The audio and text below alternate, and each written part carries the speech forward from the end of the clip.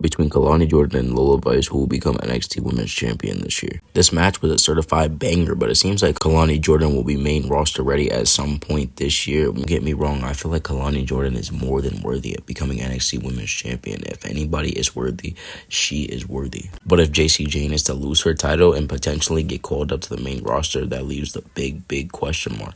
Who will fill her spot? Who will fill her shoes? A lot of women that could potentially fill her shoes. You got Sol Ruca, you got Lola Vice, you got Kalani Jordan, you got Kendall Gray, Blake Monroe, Jada Parker. Out of all of the names that I just named, Sol Ruca is the most main roster ready. Although she has accomplished everything under the sun except become NXT Women's Champion. It would be the icing on the cake before she was to get called up to the main roster, but that doesn't mean that it's guaranteed. Just like Javon Evans didn't become NXT Champion before getting called up, but he was still, like Sol Ruca, more than main roster ready, taking on main roster talent at Women's Evolution. And of course her matchup against Bayley at Saturday night's main event, like I spoke about before. If she can go head to head with the GOAT like Bayley, I would say she's more than main roster ready. Out of all these women though, I feel like it benefits Kalani Jordan the most to become NXT Women's Champion. The way I see this going, the way I see this all panning out, Shawn Michaels will utilize Kalani Jordan to the best of his ability up until she gets called up to the main roster, have her put over as much younger talent as possible. Just like Trick Williams did on his way out, have her feud with Lola Vice, have her feud with Blake Monroe, have her feud with some NXT and LFG call-ups. Kendall Gray, as I was saying before, I believe she's the future of the NXT women's division. That might just be the perfect person for Kalani to put over. Because of course Kalani Jordan will get put over by Jacy Jayne before she gets called up. But that still leaves the aftermath. Kalani Jordan will still have to put someone over the same way. I could see her putting over Lola Vice for sure, with or without a title involved. What I definitely know for sure though, this is not the future of the women's division. This is the now. Lola Vice is already starting all 2026 with one hell of a start. Let's see what she does with the momentum. Because I'll be completely honest, there was multiple on several occasions where I thought that she would become NXT Women's Champion last year.